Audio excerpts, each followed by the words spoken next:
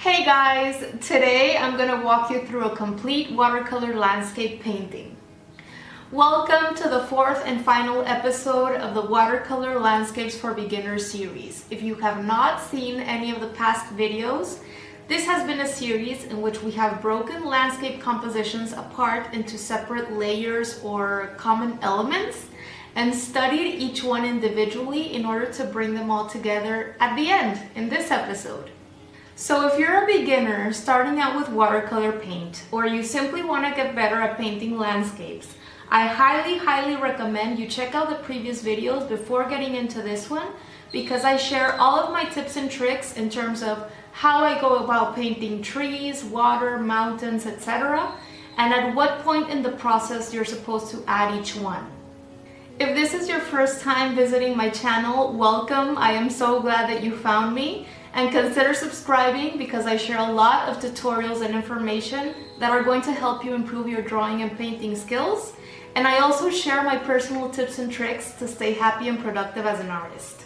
Okay, so in this time lapse, I'm not going to go as much into detail as I have with the past videos just because I already explained that.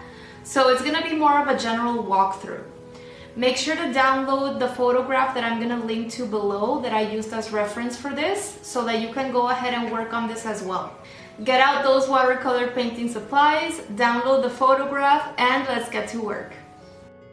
Okay everyone, so for this final painting in the series, I'm actually not going to do too much explaining. I'm not going to go so much into depth in terms of what it is I'm doing because pretty much all the techniques and the general methodology that I am following here, I already went over in the past videos of this series. If you haven't watched those videos or you're interested in finding out more about how I do mountains or how I do my sky or how I do trees or whatever it may be, I really recommend checking out those 3 first videos, which I will make sure to link below in the description box. Before starting with this painting, I actually went into quite a few different free quality image sources online until I arrived at a photograph that I felt integrated at least most of the elements that we have studied throughout the series. And the reference picture that I chose is this one. I'm going to make sure to leave a link in the description box below so that you can go and download it for yourself and create your own study with it. In terms of the art supplies that I made sure to have on hand before starting my painting, I had my 12 color watercolor set, a large flat 2-inch paintbrush, a small flat paintbrush which I ended up not using. I also had my trusty 8 and 10 point round brushes, one small thin brush which I ended up not using either, my cup of water, a rag, my plate which I use as a palette, a couple of scrap pieces of watercolor paper that I used to test out my colors before actually going into the painting with them, one HB pencil, an eraser, and then I prepared my 140-pound cold press watercolor paper by taping it down onto a thick cardboard using masking tape. And that's it. Before starting my painting, I went ahead and created my initial pencil sketch lightly, using my reference picture as inspiration, but I wasn't really stressing about getting everything exactly the same as it appeared in my picture.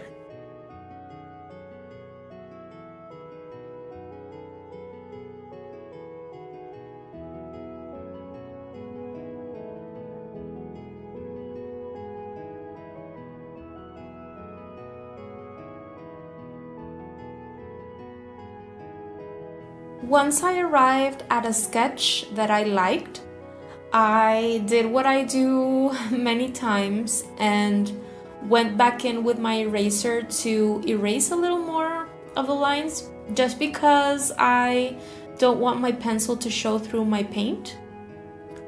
I then created my blues I would be using for my sky and set them aside, and took my large 2-inch paintbrush to wet my entire sky area.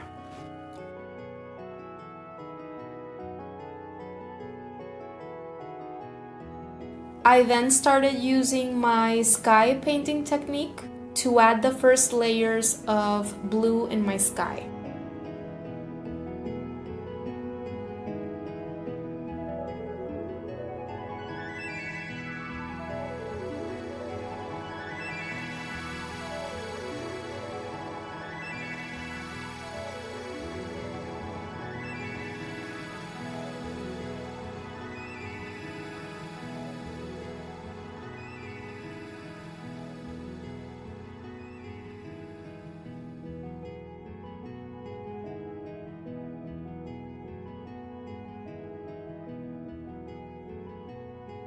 After playing around with the sky and doing some lifting, which is a great way to make cloud effects, I decided to leave my first layers of blue to dry, and I jumped to the opposite side of the painting, which in this case would be the bottom grass area.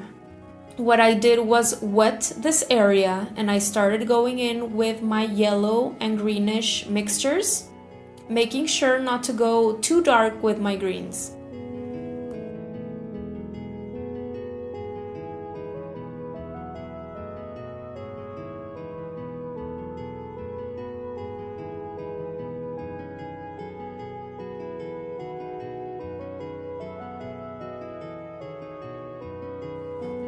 So after I was done playing around with my yellowish green tones in the grass area, I had to allow that to dry. So I decided to start working on my mountains, and to do that, I first wet the entire mountain area and started going in with my greens. Something that I really recommend when you are attempting to paint a landscape with several layers of mountains, the way we're doing here today, is to really take a moment to observe your reference image, because you can't go and paint all your mountains in the same color or value. Usually the ones that are farther away from you are less saturated in color than the ones closest to us. So just make sure that you are trying to recreate at least the tonal variety or the value variety in your different mountains, so that you can really create that sensation of depth to your landscape. Once I finished up with my first layer of paint on my mountains, I went back into the sky area and added a little bit more darker blues and a little bit more definition in certain areas of my clouds.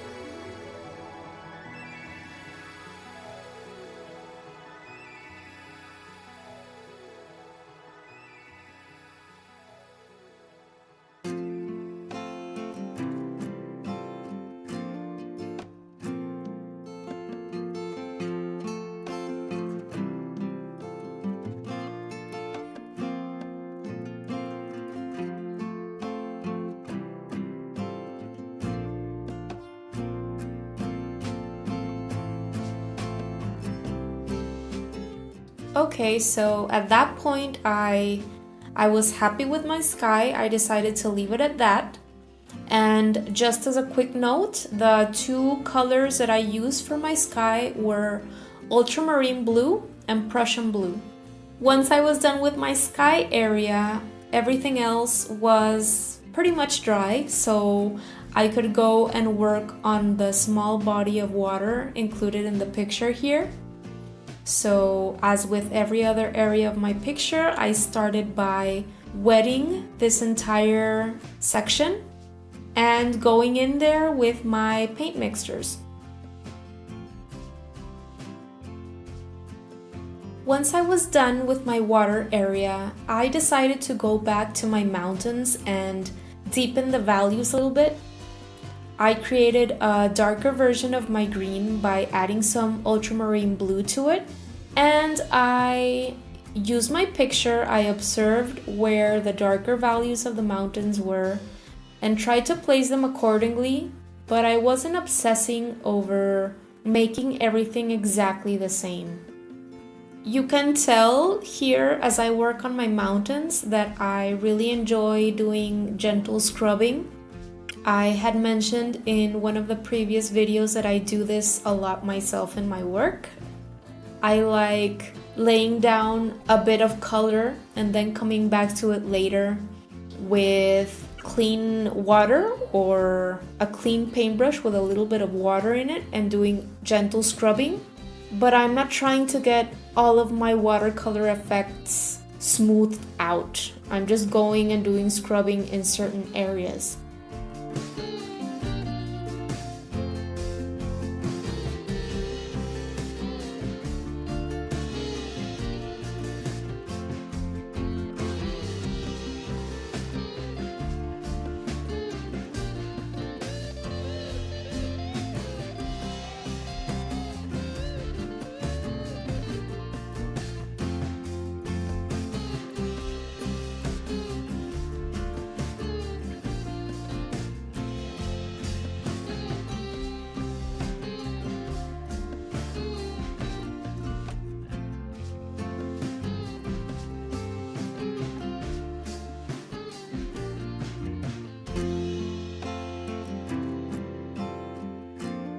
Once I was done with this layer of darker greens on my mountains, I went back to work in the middle ground, foreground area, adding in some deeper darker greens. And in my reference picture, I can tell that there is an area in the middle ground to the right in which there are a lot of trees.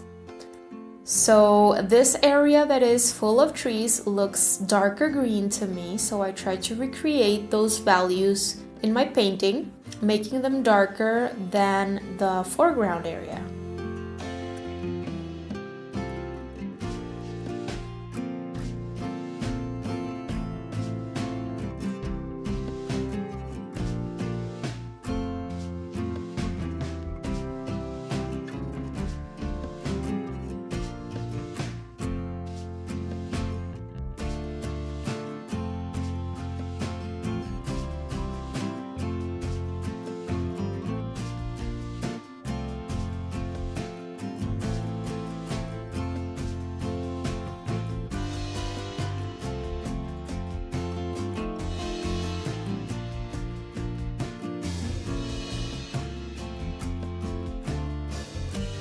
At this point, I thought it was necessary to start adding in the flowers, which look like lavender flowers to me.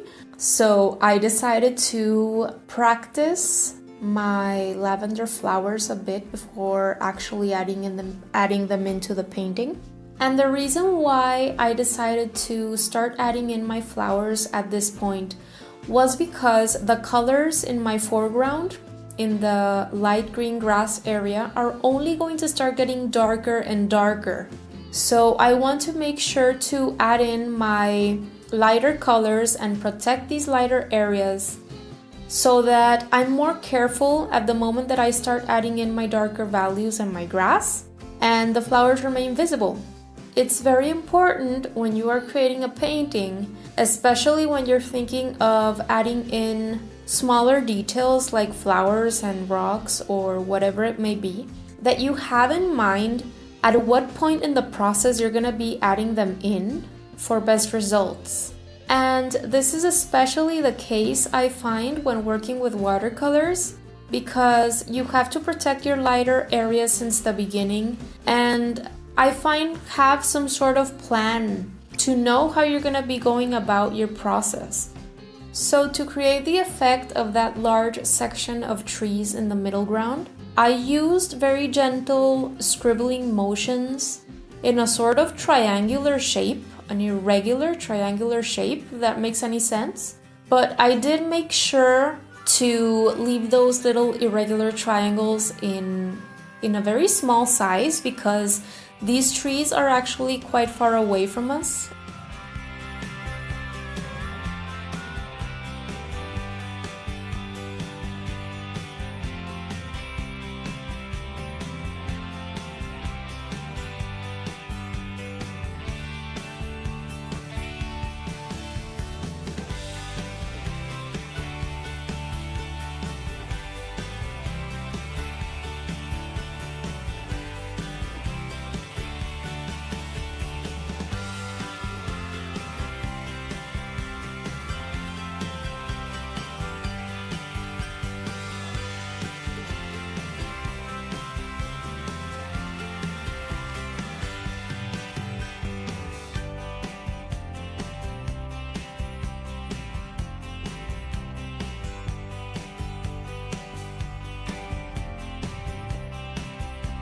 So at this point my mountains had already dried and I could tell that some areas required a little bit more contrast or darker, deeper values. So I went back to work on them and placed a little bit more of darker greens here and there and did a little bit more scrubbing. I then jumped back to my foreground area and using light scribbling motions with a darker green, added in the illusion of shorter shrubs or plants throughout this area.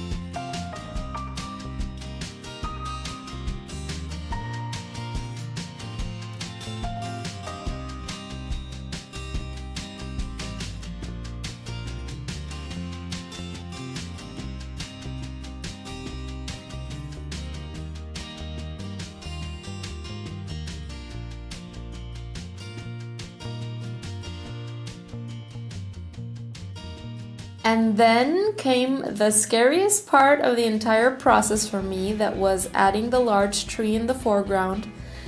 And to do this, I first created watery paint mixture of a medium translucent green, and I started adding in the effects of the layers of leaves using a scribbling motion. Little by little, I started adding in darker greens throughout my tree, making sure that I looked at my reference image frequently and doing my best to not go overboard with my darkest values. Whenever I find I go way too dark or place way too much heavily pigmented paint mixture on my paper where I wasn't intending to, what I do is I clean my paintbrush, and with a very small amount of water in its tip, I go back and expand that paint mixture that I placed so heavily so that that initial shape isn't as obvious anymore. It depends on what it is you are painting at the time.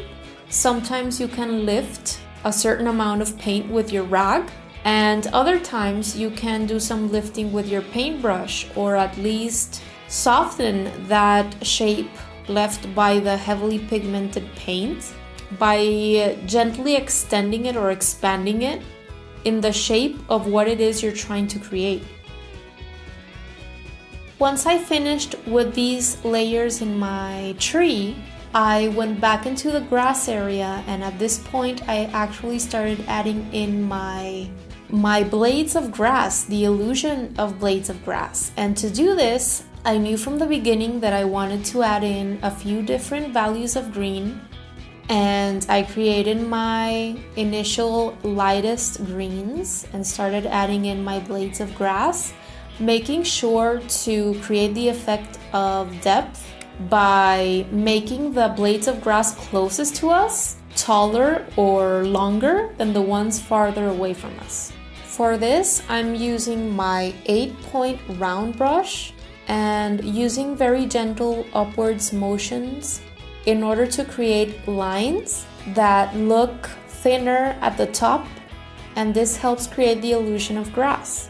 I then start adding in the mid greens and my darkest greens in the grass only where necessary.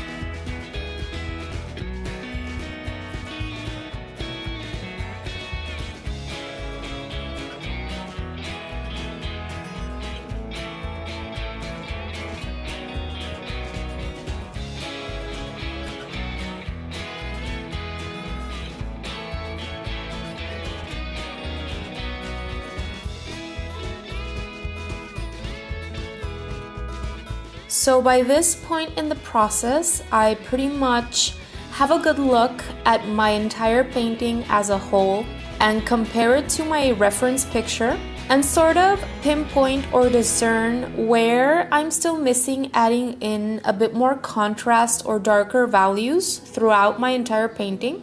You have to remember that watercolor paint always dries lighter than how it looks when it's wet. So it's important to have a good look at when you're nearing the end of the process to just sort of see if you have to add in darker values in some areas.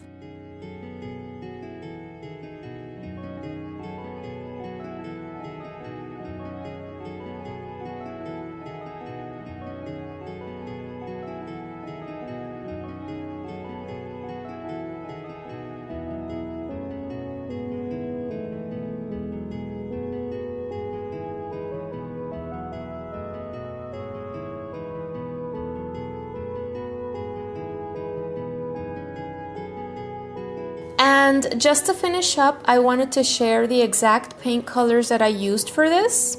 So for the grass area, I used a mixture of permanent green olive and lemon yellow. For the mountains, I used a mixture of permanent green olive, lemon yellow, and ultramarine blue.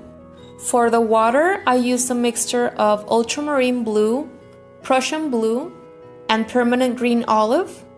And to paint the darker plants and trees as well as a large tree in the foreground, I used a mixture of permanent green olive, ultramarine blue, and sepia brown. And finally, the two purple mixtures or values that I used in the lavender flowers were created by mixing together permanent carmine and ultramarine blue.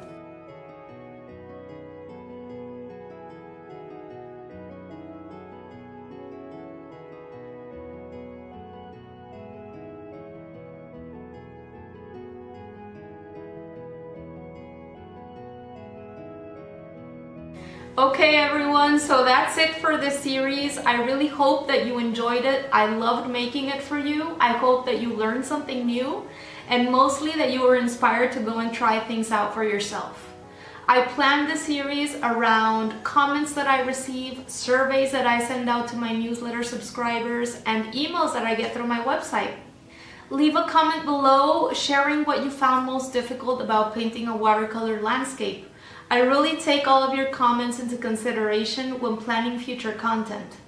Make sure to hop on over to my website at ericalancaster.com for more free resources and information for you guys. And over there you can also get access to be part of my insider group. Thank you so much for watching this video. Don't forget to comment, like, and subscribe, and see you next week.